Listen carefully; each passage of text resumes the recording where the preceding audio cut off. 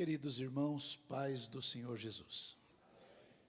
Mais uma vez quero externar minha alegria, gratidão a Deus, pela honra e o privilégio de poder estar com os irmãos na abençoada cidade de Uberlândia, na maravilhosa e pedagógica Assembleia de Deus de Uberlândia. Quero louvar a Deus pela vida preciosa, meu irmão mais velho, pastor Álvaro Além. Ficar perto dele é aprender sempre. Feliz a igreja que tem um pastor como esse. Eu trabalho bastante por aí, e eu sei o quanto há igrejas que clamam a Deus em oração para que Deus lhes dê um pastor como esse que Deus deu a vocês. Deus os abençoe muito. Deus abençoe sua família. Deus abençoe o ministério da igreja. Deus abençoe a cada irmão. Quero também, de igual forma, louvar a Deus pela vida do pastor Assis, amigo de muitos anos, quase 4 décadas, né? Um homem de Deus. Sandra que está ali, Deus abençoe. Irmão Saulo, que conheci há alguns anos, esteve lá na nossa capelinha. Eu vi o Daniel, pastor Daniel, um homem de Deus, honrado, abençoado. Depois vem pedir bênção, pastor. Deus abençoe muitos irmãos. Saudação da minha esposa, das minhas filhas, genro e da igreja do Senhor que está em São Mateus. Os irmãos aceitam? Amém. Muito bem. Queria convidá-los para uma leitura bíblica e que vai nortear a nossa conversa. E alguma coisa perto de 10 para as 9, 5 para as 9, eu paro. Combinado? Combinado, irmãos? Combinado? Muito bem. Quem tem uma Bíblia, diga eu tenho. Abre-a, por favor.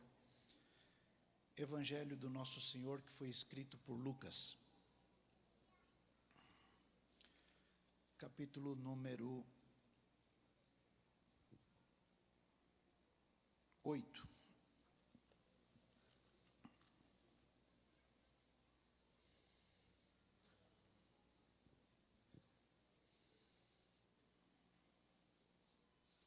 Acharam?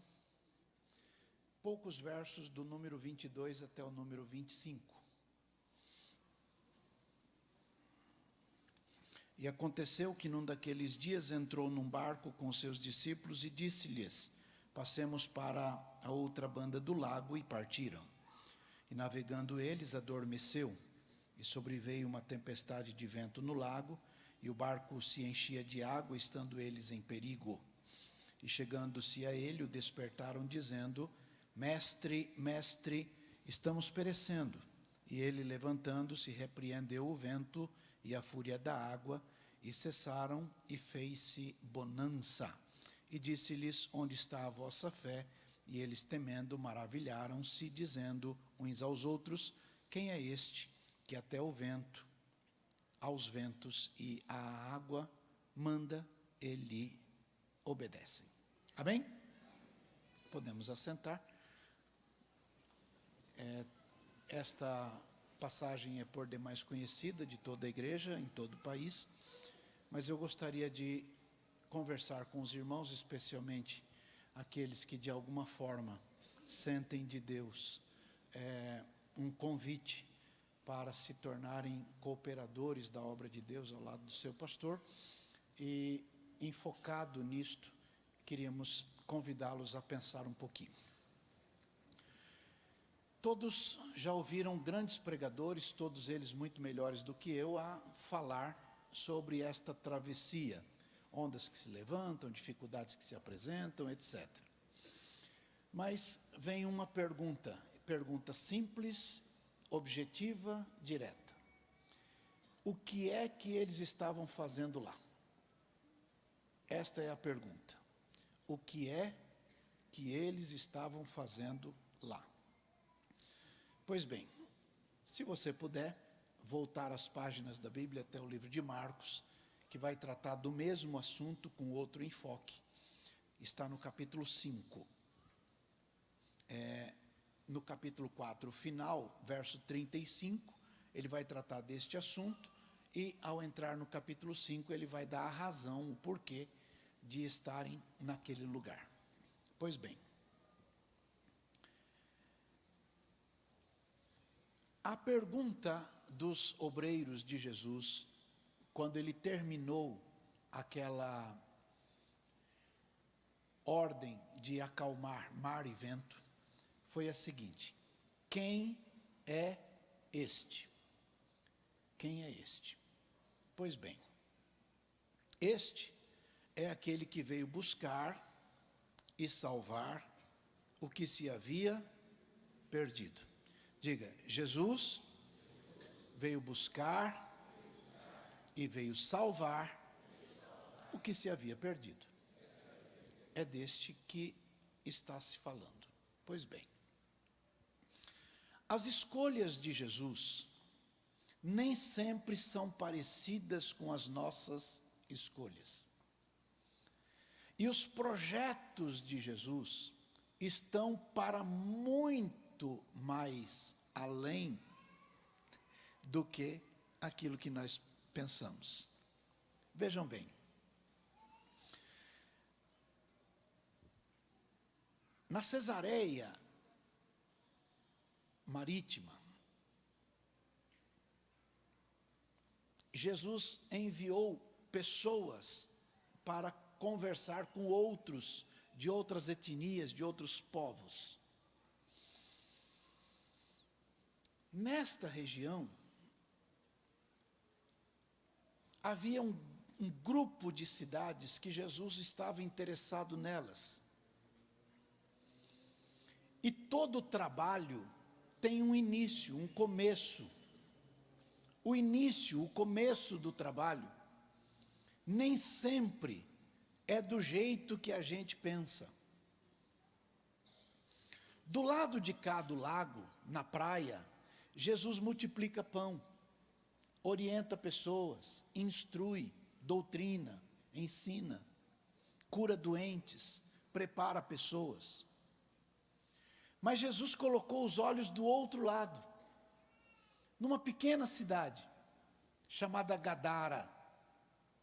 Lá em Gadara, uma família estava amargurada, triste, sofrendo demais, por conta de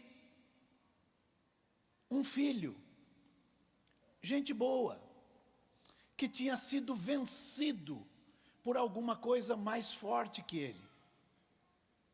Mas Jesus queria salvar aquelas cidades. E para salvar aquelas cidades, ele tinha que começar com alguém. E as escolhas de Jesus não são parecidas com as nossas escolhas. Lembrem-se de Samuel, na casa de Jessé. Ele olha todo mundo, as aparências enganam. Mas Deus disse para ele: você está vendo de um jeito, mas eu estou vendo de outro jeito. Você vê o que está por fora, eu vejo o que está por dentro. Do outro lado tinha um rapaz que, quando nasceu, era como qualquer pessoa. Cuidado, amamentado, acariciado. Em dado momento da história se tornou rebelde. Briga com o pai, chuta o cachorro, quebra a mesa. Está numa situação difícil. Responde, grita. Até que não tem mais ambiente em casa e vai morar na rua. Na rua ele tem amigos que o levam para situações mais complicadas, a ponto de os amigos também se afastarem e ele se tornar solitário, andarilho, gritando pelos montes. Mas enquanto ele está naquela situação difícil, a Bíblia diz que ele andava sem roupa, nu, gritando. A polícia prendia, ele fugia. Colocavam camisa de força, ele quebrava. Não havia quem conseguisse segurar o rapaz. Quantas tentativas de gente que o amavam, mas que não surtiam resultado. Desistiram dele. ele vai parar num cemitério. A vida não está boa para o lado dele. No lugar que ele estava, a turma, como diz lá no interior de São Paulo, cortava a volta. Ele assustava todo mundo. Então Jesus chama os discípulos e diz: vamos lá para o outro lado. Jesus não contou o que ia fazer lá. Não disse para eles o objetivo. Quem anda com Jesus precisa saber que às vezes ele só chama para caminhar com ele e não conta o que vai acontecer. Quer vir comigo? Nós temos muita coisa para fazer. E eles saem. De repente, os discípulos estão apavorados, porque as ondas se levantaram, porque o mar está agitado, porque as coisas estão complicadas. Mas Jesus está indo para aquele lugar, porque tem interesse nas 10 cidades, e vai começar o que vai fazer nas 10 cidades, através de uma pessoa por quem ninguém dá nada. Era um caso perdido. Mas para Jesus, não existem casos perdidos. Não há casos perdidos para Jesus. Se você olhar para a sua própria vida, perceberá o quanto Deus já fez por você. O Salmo 40 é o salmo que eu mais gosto. No verso 2 do Salmo 40 ele diz: tirou-me de um charco de lodo, de um tremedal de lama, de um poço de perdição, colocou-me sobre uma rocha, firmou os meus passos, pôs um hino novo na minha boca, um cântico ao nosso Deus. Todos os que ouviram dirão: como esse Deus é bom. O que é que Deus fez na tua vida?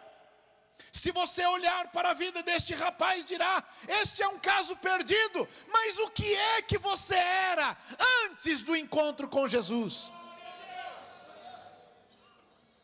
Este moço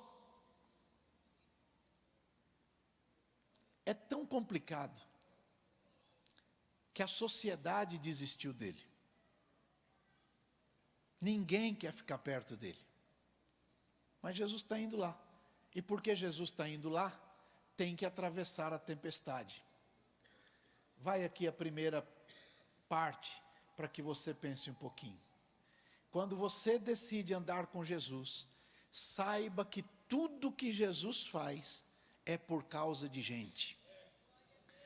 Tudo que Jesus faz é por causa de gente.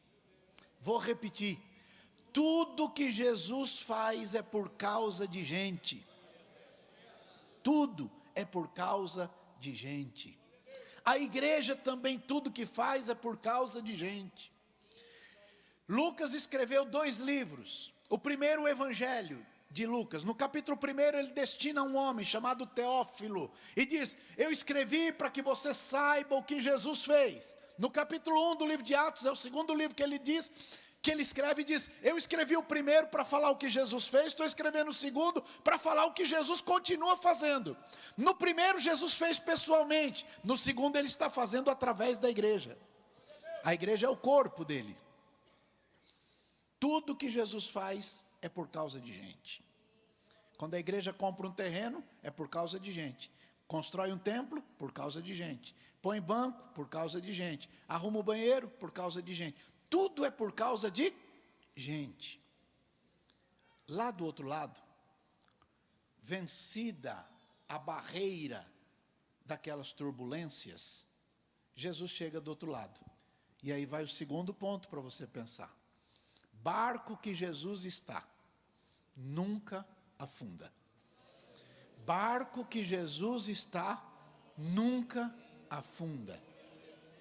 Se Jesus está indo por causa de gente, ainda que seja gente por quem todos dizem é um caso perdido, Jesus não perde viagem.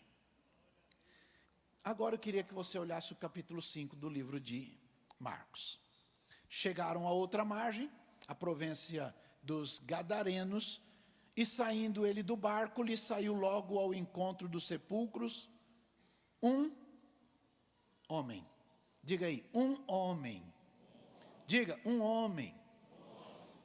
É verdade que ele tinha espírito imundo? É, mas ele era um homem. É verdade que ele era complicado? É, mas ele era um homem. É verdade que ele estava vencido por aquela força que o derrotara? Sim, mas era um homem. E então, este homem veio ao encontro de Jesus. A descrição deste homem nos versos 3, 4 e 5 é a seguinte: ele morava no sepulcro, nem com cadeia alguém podia prender, muitas vezes foi preso,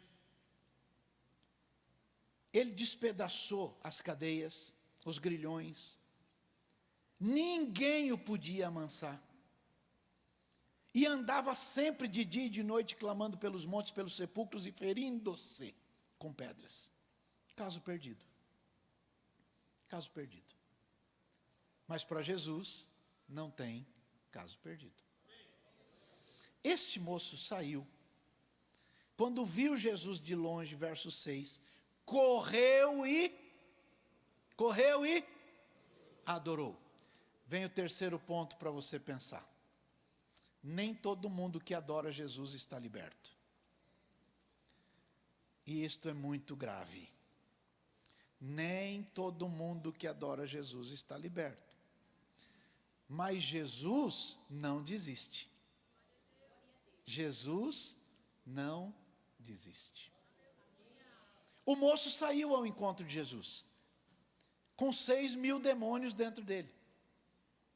E com 6.000 demônios dentro dele, ele está adorando Jesus. E eu fico imaginando a cena. Porque quem não está liberto gosta de cena. Quem já está liberto não se preocupa com cena. Quem está liberto faz o que tem que fazer e deixa que Jesus veja o que tem que ver. Quem não está liberto, ele, aspas, joga para a plateia, esperando feedback daquilo que vai ouvir.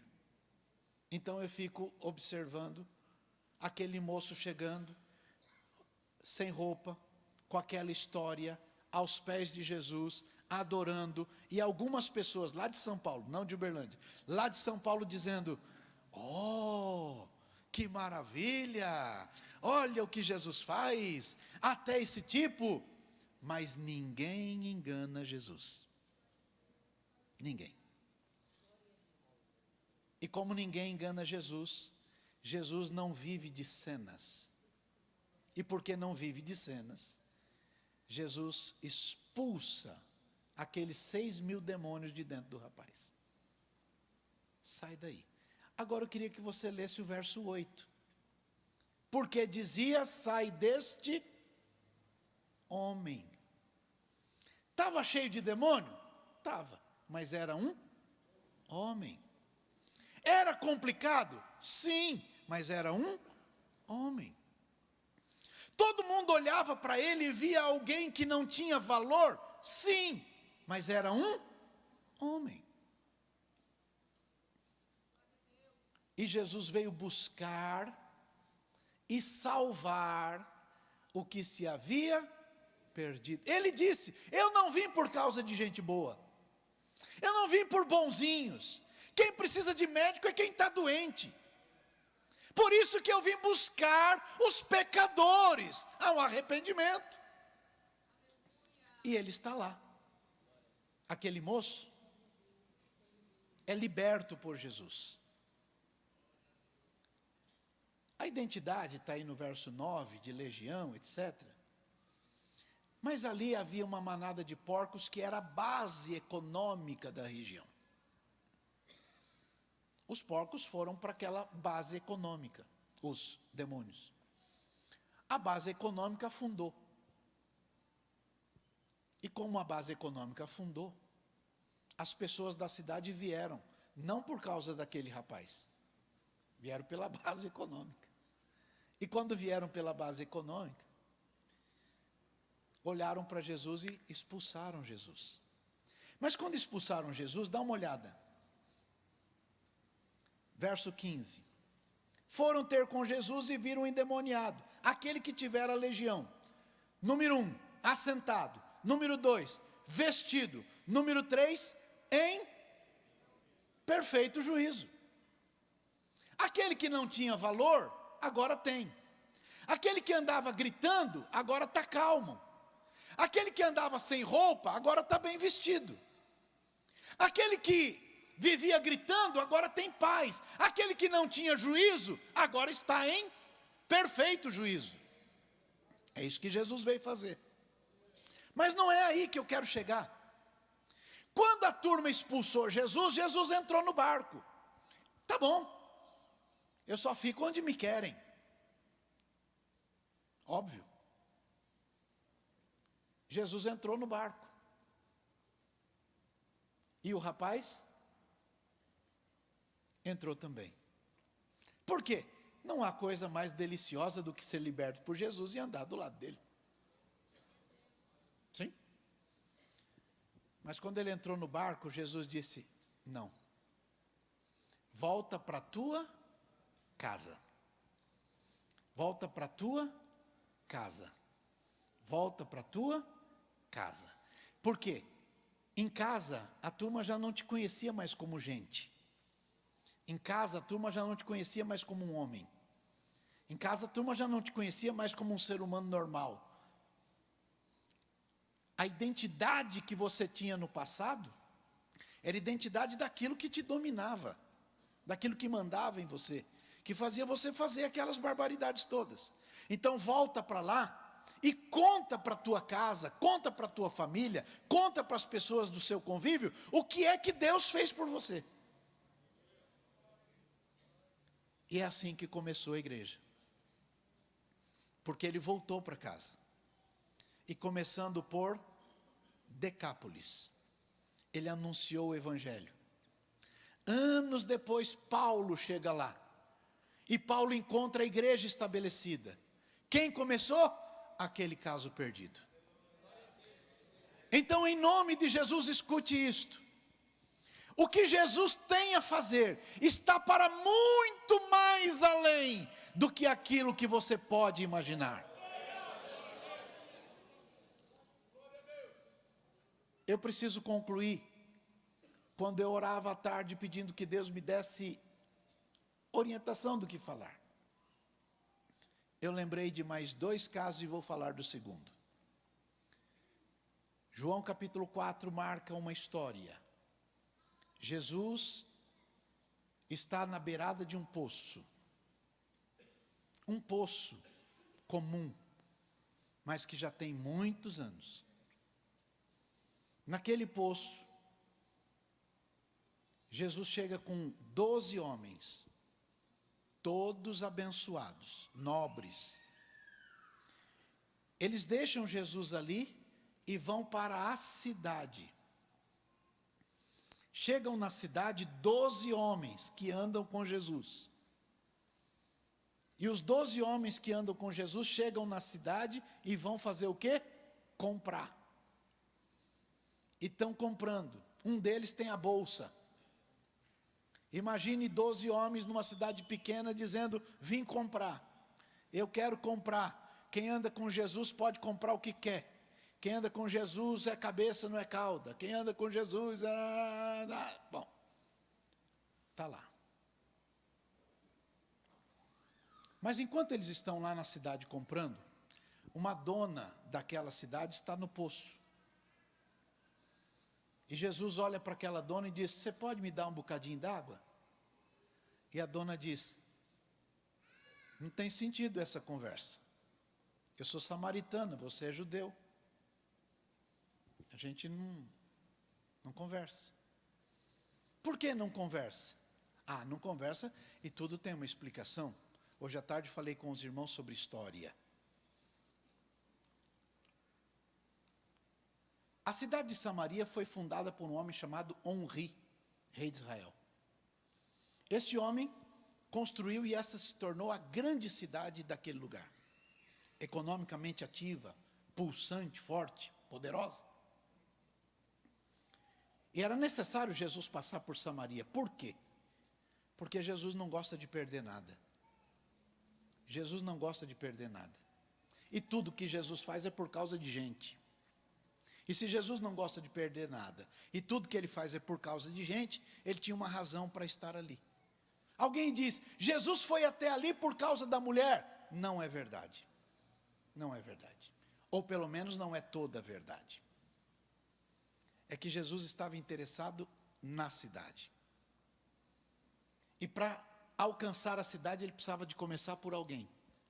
E para começar por alguém, a escolha de Jesus não é igual à nossa escolha. Se lá nas 10 cidades ele escolheu aquele caso perdido, ali ele vai escolher outro caso perdido.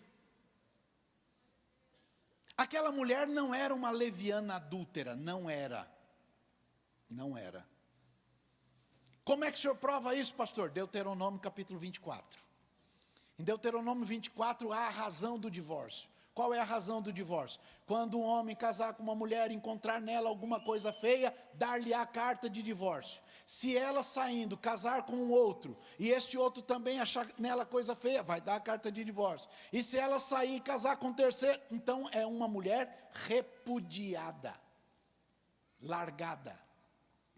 Por que isso? Porque a mulher que adulterasse, ela não era punida com divórcio. Mulher que adulterasse era punida com pedrada. E ela morria de pedrada. Então não é o caso dela definitivamente. Quem é esta mulher? É uma mulher rejeitada. Uma mulher que tenta ser feliz e não consegue. Casou uma vez, casou segunda, casou terceira e vai casando e nada de dar certo. Porque alguma coisa na vida dela está toda errada. E ela está tentando de forma errada. E ela quer, mas não consegue. E ela vive o tempo todo sendo largada, desprezada. E quem se sente desprezado, não tem alegria de viver. Por isso não convive. Quem se sente desprezado, não tem alegria nos olhos. Por isso anda de cabeça baixa. Quem não tem alegria na vida, vive pelos cantos, se lamentando. Mas Jesus passou ali. E a conversa de Jesus com aquela mulher é libertadora, porque ela faz alguma pergunta. Qual é o lugar certo de adorar? Aqui ou lá na sede? Hoje eu falei sobre Betel. Betel é o símbolo de lugares que se denominam casa de Deus, mas que foram criados para se separar da sede. Esse é um ponto. Segundo ponto. Como ela pertencesse a Samaria, que tinha se dividido de Jerusalém, ensinaram que o lugar de adorar era naquela montanha, enquanto os judeus continuavam dizendo que era lá em Jerusalém. Então ela era uma mulher religiosa, que orava, mas não tinha sentido na vida. Qual é o lugar certo, aqui ou lá? O que é o direito, assim ou assim? Isso tudo não importa. O que importa é que Jesus disse, me dá um pouco d'água, ela disse, não posso. Ah, mas se você soubesse com quem está falando, você ia pedir, e eu é que te daria água viva. Ah, então me dá desta água para eu não voltar aqui. Não, eu vou te dar um outro tipo de água, porque a água que eu der vai saltar para a vida eterna. Ah, então me fala mais disso. Chama o seu marido. Eu não tenho marido, claro, teve 5. Foi largada, desprezada, e ninguém quer mais perto, é uma pessoa sem sentido. Mas todo mundo desprezado por qualquer um, quando encontra com Jesus, descobre que Jesus não despreza ninguém.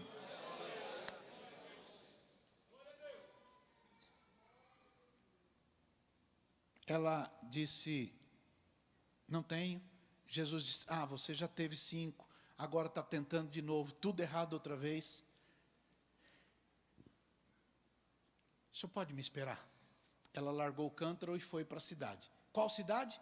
A mesma cidade onde 12 obreiros tinham ido. Os 12 obreiros foram fazer o que na cidade? comprar. Quem anda com Jesus, compra. Eu posso comprar o que eu quiser. Quem anda com Jesus tem tudo. Né? Mas aquela mulher dá uma lição. Ela não foi na cidade comprar. Quando ela voltou para conversar com Jesus, ela não trouxe compra. Ela trouxe a cidade inteira. Olha o que está escrito. Capítulo 4 do livro de João. Verso 39.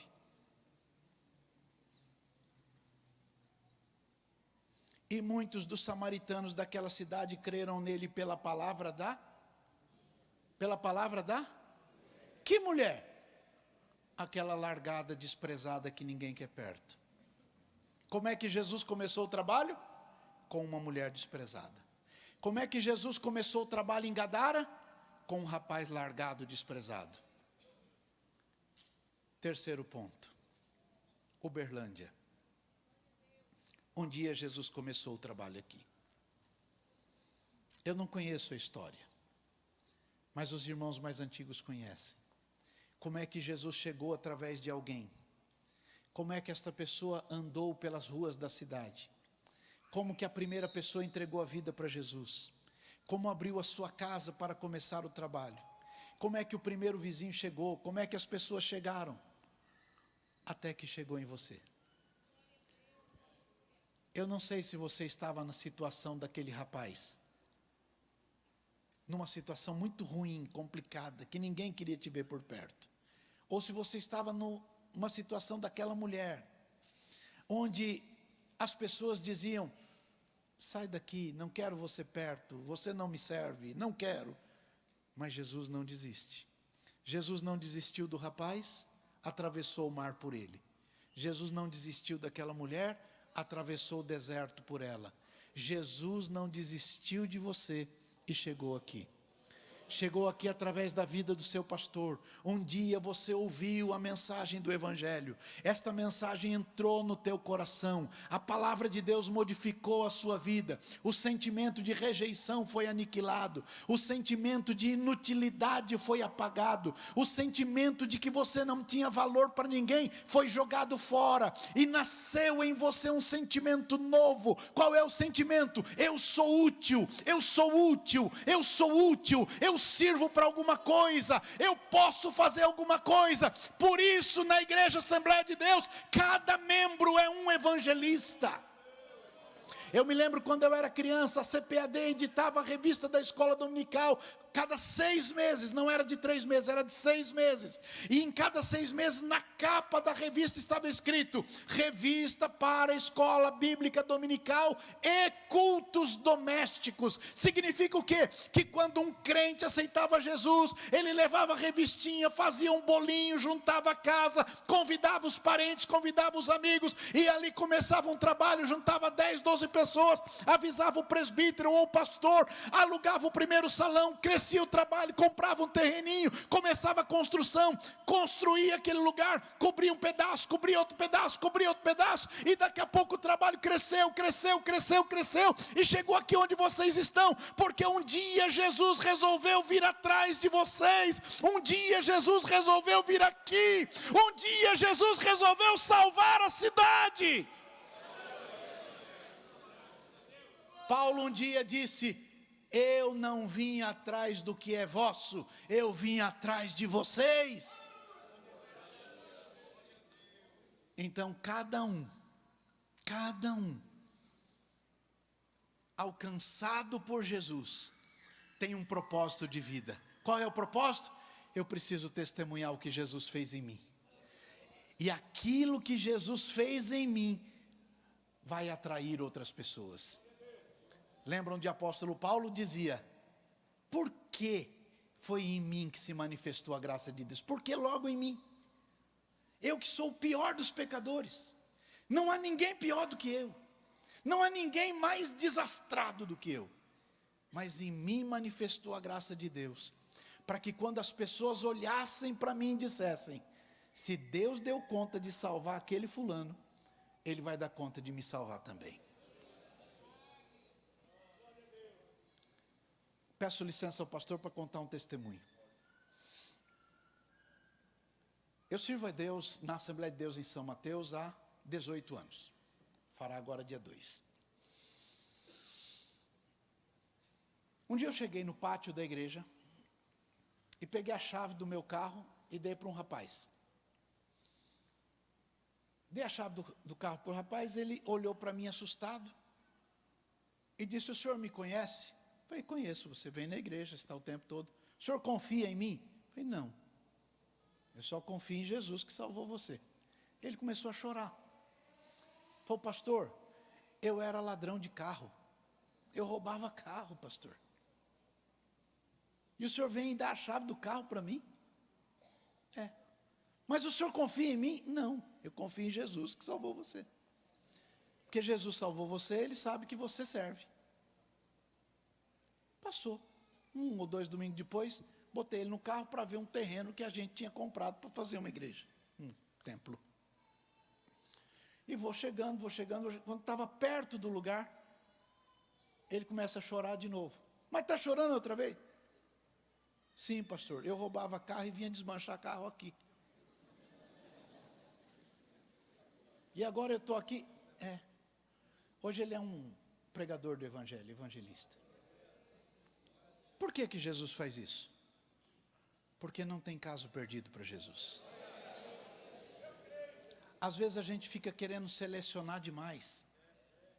Não, quem eu preciso aquele que tem essa formação, aquela estrutura. Jesus não. Jesus está do lado de cá, Ele deixa uma multidão que está aplaudindo Ele, diz: vamos para o outro lado, vamos. Tem a tempestade? Tem, mas e daí? Vale a pena. Qualquer tempestade da vida vale a pena para salvar uma pessoa. Qualquer luta vale a pena para salvar alguém. Chega lá do outro lado, a pessoa vem. E no início a pessoa pode ter os teatros. Eu adoro também. Mas ninguém engana Jesus. E Jesus então liberta o rapaz. Depois de liberto, ele já não tem mais teatro da fé. Porque quem está liberto não faz teatro. Quando você vê muito teatro, sabe aqueles teatros? Bom, aqui não tem, estou falando lá de São Paulo. Aqueles teatros, né? A pessoa ainda não está muito liberta. Porque aquele que quer ficar agradando todo mundo, esquece que tem que agradar a Deus. E se ele esquece que está agradando a pessoa errada, ele ainda não está livre. Mas quem Jesus liberta se preocupa em agradar a Jesus. E quando ele agrada a Jesus, ele dá testemunho do que Jesus fez. E quando ele dá testemunho do que Jesus fez, ele é atraente. Ele traz outras pessoas. Então o que ele faz? Convida o vizinho, convida o amigo, o colega de escola e traz para o culto, secretamente. Senta com ele. Porque não adianta ter um púlpito ungido com uma recepção que não é muito adequada. Não estou falando daqui, estou falando de lá. Quando o púlpito é maravilhoso, com uma mensagem vibrante, mas a recepção é mal educada, a pessoa entra e vai embora. Não é? Mas quando ele recebe um abraço, um sorriso, alguém senta aqui do lado e aí está orando: Jesus, usa o pastor hoje. Põe a palavra na boca dele. Eu trouxe ele aqui, eu fiz a minha parte, mas agora o senhor usa lá o pastor. Daqui a pouco o seu vizinho, seu colega, seu parente está se entregando para Jesus. Por quê? Porque Jesus salvou você, para que você desse testemunho na tua casa. E a obra de Deus começa dentro da tua casa. Quando ela começa dentro da tua casa, ela se alastra. Porque a palavra de Deus diz que a obra é do jeitinho que uma árvorezinha pequenininha que nasce com um grãozinho de mostarda. Ela vai se tomando forma. O que Jesus fez na sua vida? Tenta lembrar de onde foi que Jesus tirou você. A Bíblia conta de homem muito rico que procurou Jesus e de homem muito pobre que procurou Jesus. O que é que une o rico e o pobre procurando Jesus? O vazio da alma. O vazio da alma.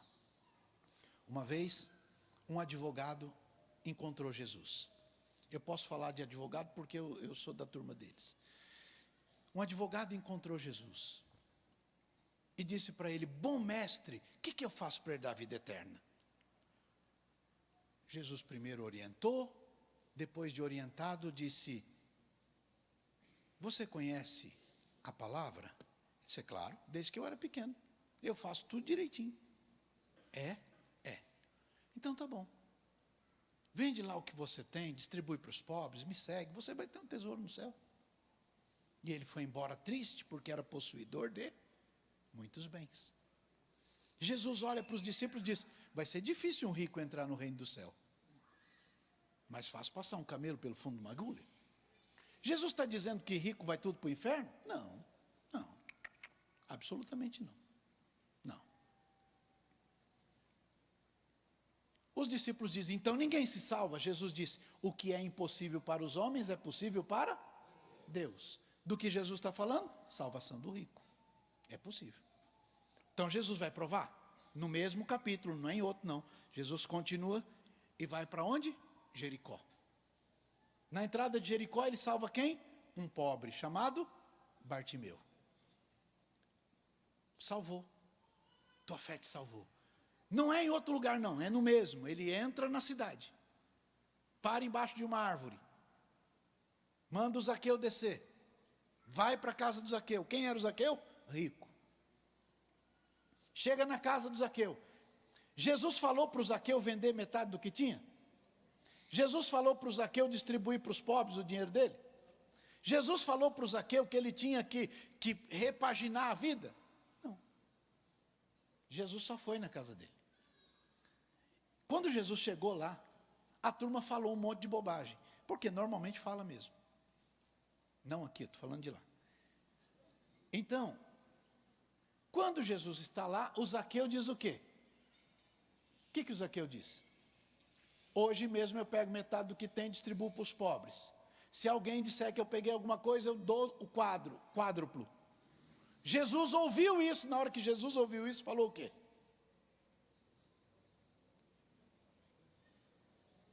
Hoje entrou salvação nesta casa. Ué, então a salvação veio porque ele decidiu fazer aquilo? Não. Vamos voltar para o primeiro advogado. Ele está dizendo para Jesus: eu compro a palavra desde que eu sou pequenininho, eu sou crente, eu faço tudo direitinho. Jesus está dizendo: rapaz, você está todo enganado. Você está na igreja há tanto tempo pensando que é salvo, mas não é. Vamos fazer a prova? Qual é o primeiro mandamento? Qual é o primeiro mandamento? Amar a Deus acima de todas as coisas. Qual é o segundo, semelhante ao primeiro? Jesus disse: se você cumprir os dois, você já cumpriu toda a lei. Tudo. Se você der conta dos dois primeiros, já resolveu tudo. Amar a Deus acima de tudo, amar o próximo como a ti mesmo. Jesus não está dizendo para ele que para ele ser salvo ele tem que fazer aquilo. Jesus só está dizendo para ele: meu filho, você está pensando que está salvo, mas não está. Porque na tua vida tem coisa mais importante do que Deus. Entenderam bem?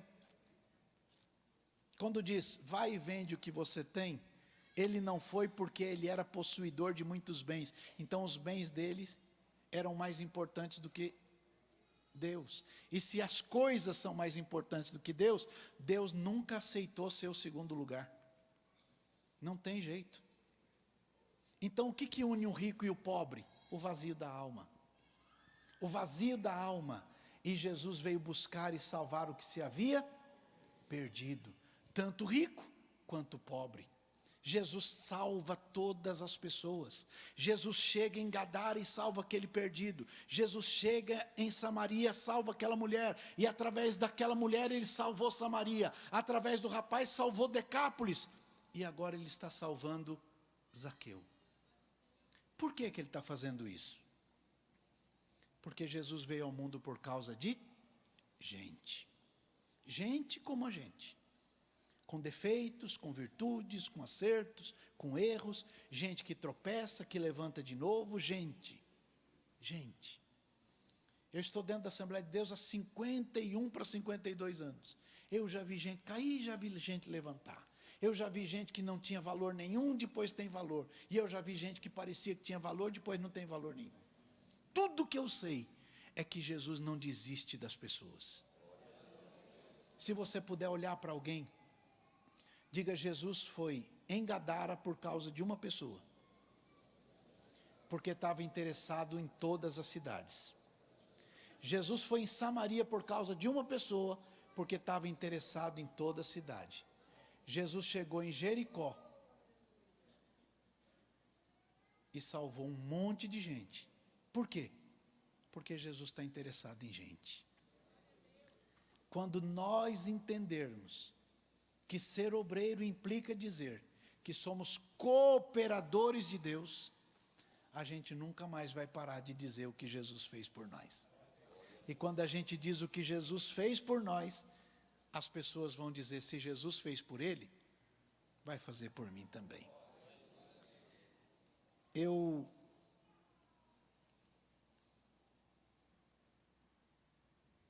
gosto muito de ser evangelista. Pastoreio porque tem que pastorear. 33 anos atrás, Jesus me chamou para ser pastor. Mas eu gosto mesmo é de ser evangelista. Porque não tem coisa mais alegre na vida de um homem do que ver alguém dizendo: a minha alma estava longe do caminho do céu. Eu era pobre, desprezível, pecador, mas Jesus transformou minhas trevas em luz, quando Ele estendeu a sua mão para mim. Quando Jesus estendeu a sua mão, quando Ele estendeu a sua mão para mim, eu era pobre, perdido, sem Deus, sem Jesus.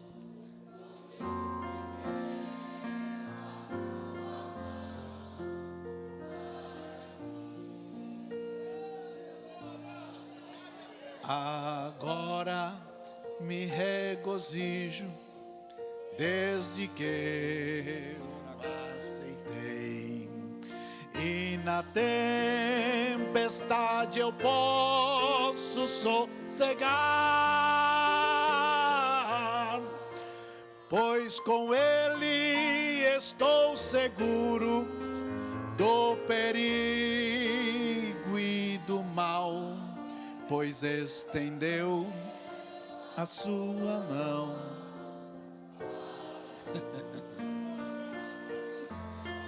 Quando Jesus estendeu a sua mão,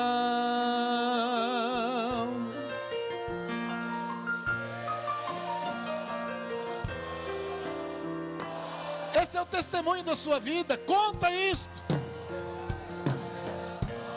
É o que Jesus fez por você. E o seu testemunho é poderoso para atrair outras pessoas. Uberlândia espera o seu testemunho. Deus abençoe vocês. O pastor pediu que eu orasse com a igreja. Eu queria perguntar se vocês querem orar. Então vamos orar. Levante aí uma das suas mãos. Ó Pai bendito, nós queremos te louvar agradecidos pelo teu profundo amor para conosco, pelas ações do Senhor para a salvação da nossa alma. Ó Senhor, como o Senhor nos buscou no mais profundo dos vales, nas situações mais complicadas da vida, quando o Senhor se revelou a cada um de nós, teus servos. Ó Deus bendito, quando as pessoas olhavam e diziam que dali não tinha valor, não tinha sentido, não tinha algo que pudesse sair, o Senhor enxergou o que ninguém mais via. E agora, meu Senhor, os teus servos, ao ouvirem a tua palavra, Senhor, testemunham aquilo que o Senhor tem feito e ainda fará em suas vidas. E esse testemunho poderoso, ó Deus, é capaz de atrair as pessoas a Ti. Bendito Jesus, cuida de cada um de nós e nos abençoe para a glória do Senhor. Amém. Lembram da mulher? Os homens que vieram a Jesus disseram para ela: nós viemos aqui por causa de você, mas nós ficamos aqui por causa dele. Nós viemos aqui por causa de você, mas nós vamos ficar por causa dele. Traga as pessoas. Deus vai usar o seu pastor. Eles serão salvos e não vão ficar aqui por causa de você, vão ficar aqui por causa de Jesus. Deus abençoe.